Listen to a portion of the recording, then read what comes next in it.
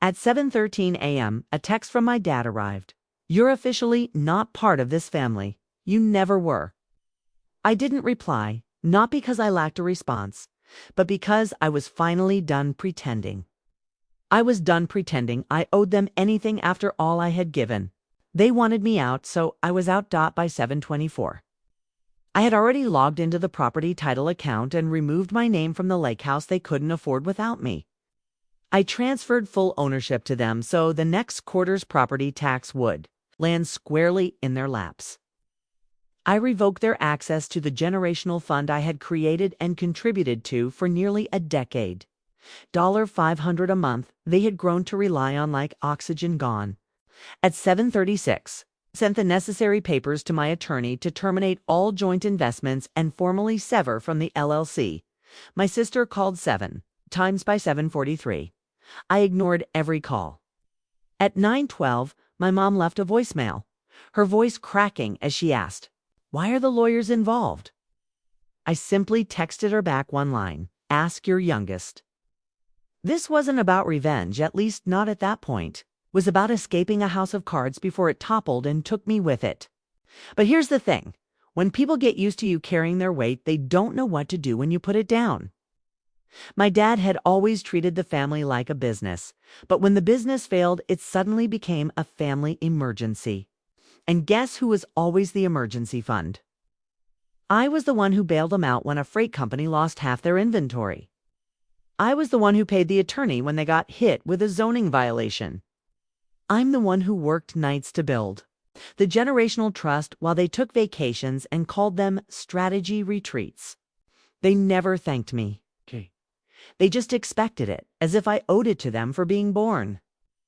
Adam, meanwhile, contributed nothing, not money, not time. Just charm, excuses, and a never-ending list of things he needed someone else to fix. But he had one superpower.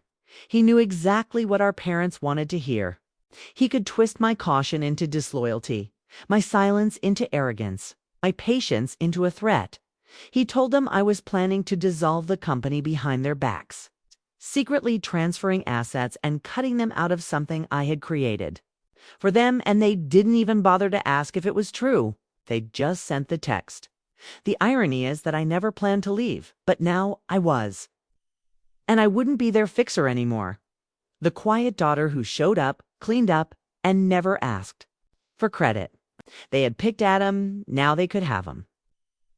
I wanted to see how far his charm would get them when the bills rolled in and the fund was empty. They thought they were punishing me, but they had no idea what was coming. The unraveling was slower than I anticipated. You'd think cutting off someone's financial lifeline would cause instant chaos, but it was more like a slow-motion collapse. First silence, then confusion, then desperation. On the third day after my dad's text, he tried to withdraw $2,500 for the office lease from the generational fund. It bounced. I knew it would. I had already frozen their access and removed my authorization for any automated transfers. The account was still active but locked from their side. I watched the decline notice come through my monitoring app at 10:16 a.m. by 10:25. I had a missed call from my dad, then a voicemail. He didn't yell or accuse. He sounded like someone who couldn't quite believe the rules had changed without his permission by noon. My mom had texted, "Can we please talk? You're scaring us." That made me laugh, not because it was funny, but because it confirmed a long-held suspicion. They never saw me as a person, but as a pillar, a piece of infrastructure they could lean on without ever considering how much weight I could hold. The moment I stepped away, they didn't know how to function, and that scared them more than anything. I didn't respond. Instead, I opened the server I used to manage the fund and downloaded 3 years of transaction logs, not for them, but for me. It was a reminder of every month I had quietly covered payroll gaps, property maintenance, and even private school tuition for Adam's kids when he was between opportunities. I tallied it all up that night. Just under $430,000 of my own money used to keep their lives running. They had become addicted to the idea that my money would always be there. I wasn't angry anymore. I was meticulous and focused. The same day, I hired my accountant to begin a full audit of every joint investment. Every asset and every line of ownership where my name sat next to theirs. My goal wasn't revenge, at least not yet. It was financial amputation, a clean cut. But things didn't stay quiet. By the end of the week, the calls doubled. My sister texted nonstop, switching between pleading and passive-aggressive guilt trips. "You're hurting Mom. Adam made a mistake." "But you're making it worse. You're punishing us all." But I wasn't punishing anyone. I was just done giving without question. 2 days later, my mom emailed me a long letter with the subject line, "Please don't do this." The body was a mix of nostalgia and emotional leverage, with stories about holding me as a baby and how proud they had always been. Then came the turn. She said Adam felt horrible and had only been trying to protect the family. Protect them from what, exactly? It's the one person who actually was protecting them. I didn't reply, but the email clarified their angle. They weren't trying to fix anything. They were trying to spin the story, get ahead of it, shift the blame to me, and rewrite Adam as the poor, misunderstood little brother who made a simple mistake. That's when things got darker. I got a call from an old family friend I hadn't spoken to in years. Sounded awkward, as if reading from a script someone had coached him on. He asked if I was okay, said he'd heard disturbing things, and wondered if I was being manipulated. My parents were running a smear campaign. I hung up on him without a word. The next morning, I logged into the family business account, one of the last shared pieces I hadn't touched. I downloaded all the documentation, ownership contracts, client rosters, and operating agreements, then called my attorney. I told her I wanted to begin the process of exiting, completely, not a partial withdrawal, but a total separation. She asked what I wanted from the company. Nothing, I told her, but I'd be taking every cent I'd ever invested, and I wanted it all documented, signed, and legally bulletproof. She hesitated. Most people don't walk away from something that big without strings. But I was done trying to fix what had never been mine to begin with. They never saw me as a partner, just a resource. And now the resource was shutting down. I didn't care what happened to the company after I left. I didn't care if Adam ran it into the ground in 6 months. Actually, no, that's not true. I did care. I wanted to be watching when it happened. The official severance came through on a Tuesday morning. I got the confirmation email at 8:42 a.m., all documents signed, submitted, and stamped. I was no longer part of the family business, legally, financially, or structurally. Every tie cut, every access point revoked. My name no longer existed anywhere on their books, their accounts, or their future. That morning, I sat on my balcony, with a mug of black coffee, watching the city move beneath me like it didn't even notice the storm I had just set loose. It felt quiet, too quiet, like the calm before the explosion. It didn't take long. By noon, my mom showed up at my apartment. I didn't answer. She buzzed for almost 10 minutes straight, then texted, "Please don't throw it all away." Throw what? Away, I thought. They had already thrown it away the moment they chose Adam's story over mine. The moment they let him turn them against me without even checking if what he said was true.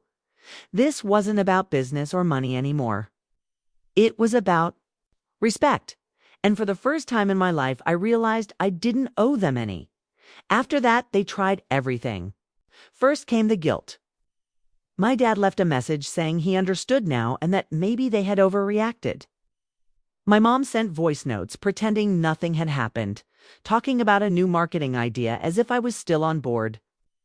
Then came the promises: "We'll make changes. You can restructure the business however you want. We'll step back and let you lead." So it's almost funny. They actually thought they could lure me back with scraps of the control I had already earned and built. I had led that business from behind for years, handled the finances, and even rebranded their failing line when they were 2 months from default. They had slapped Adam's name on the success and sent me thank you texts. Now they wanted me back because, without me, everything was starting to crack.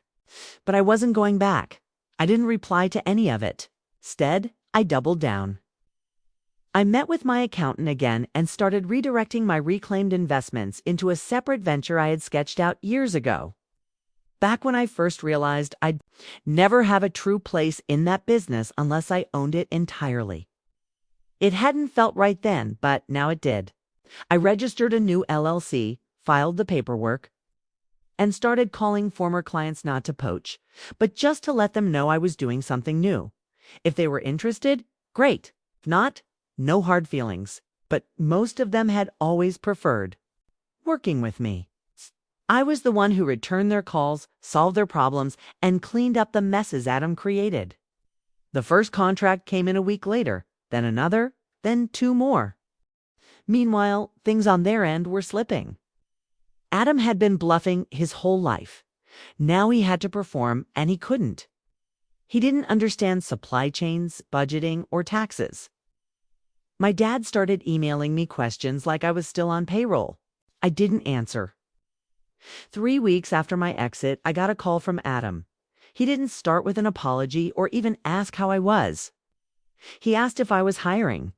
I stared at my phone for a long time. He didn't leave a voicemail.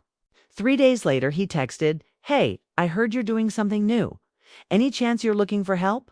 It was so absurd, I laughed out loud. It's the same guy who had poisoned my name inside my own family now wanted a job from me. At first, I thought it was a joke or a pathetic attempt to gather intel for my parents. But then I saw the signs. His LinkedIn had quietly updated to open to work.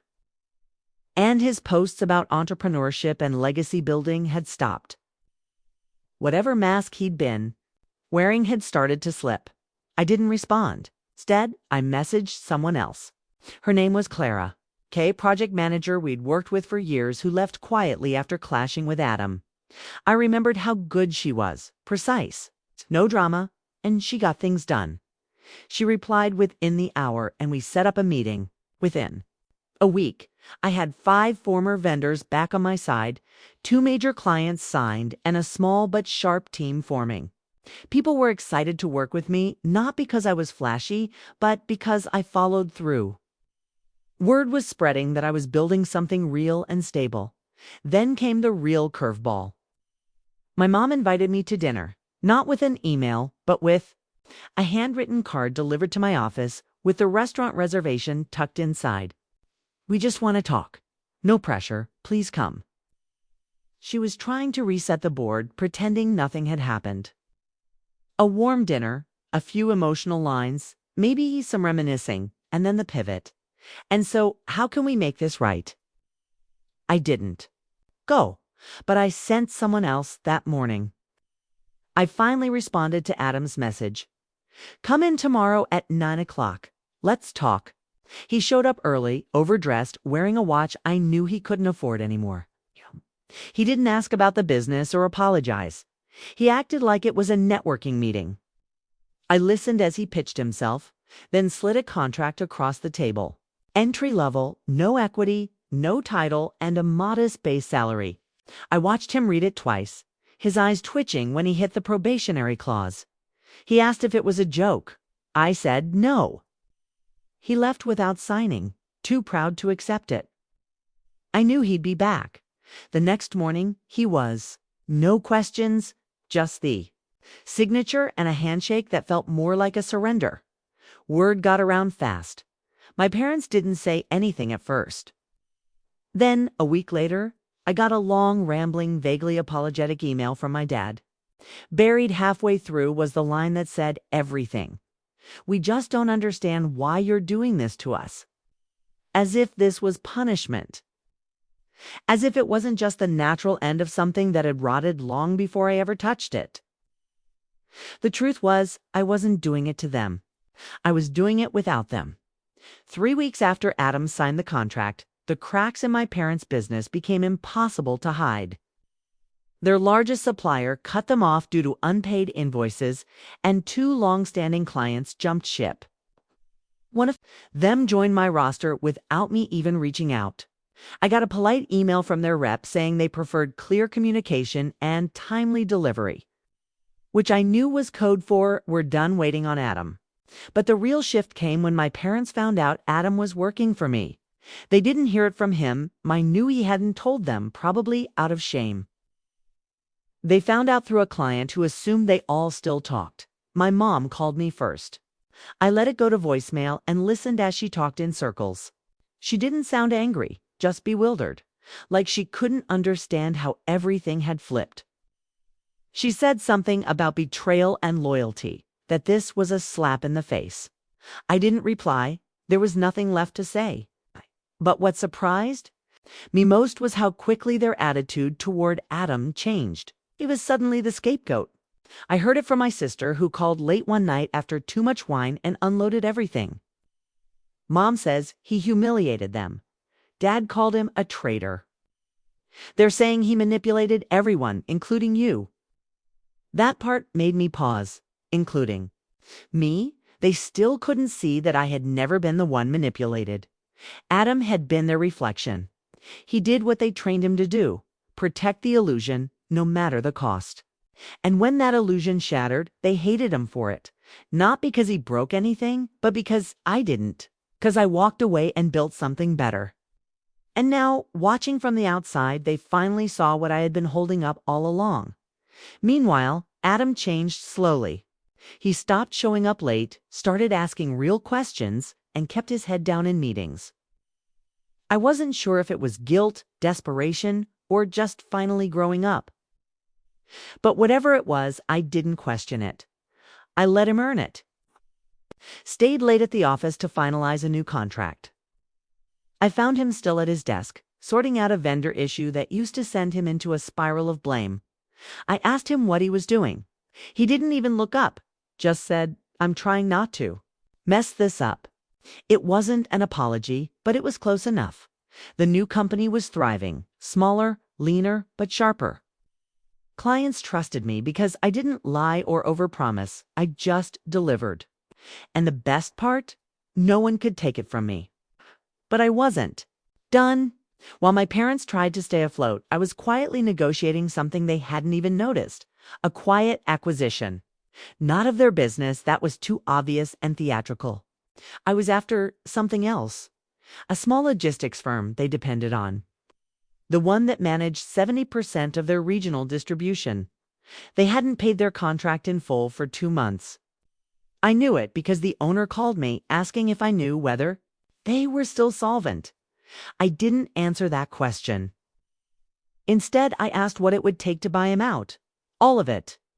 He gave me a number. I wired a deposit by the end of the day. The deal would finalize in 3 weeks. When it did, my parents' business wouldn't collapse overnight. It would just slow down. Orders would take longer, routes would be less efficient. And deadlines would shift just enough to hurt, just enough for them to realize that respect, once lost, is expensive to buy back. The update's been 11 months since the text that ended it all. The business my parents once held together with pride is still standing. But it looks different now. Smaller, quieter, and stripped of the confidence it used to project. They lost their top contracts. Most of the staff left within 6 months. And they now rent out half their office space just to keep the lights on. The logistics firm I acquired is still running smoothly under new branding.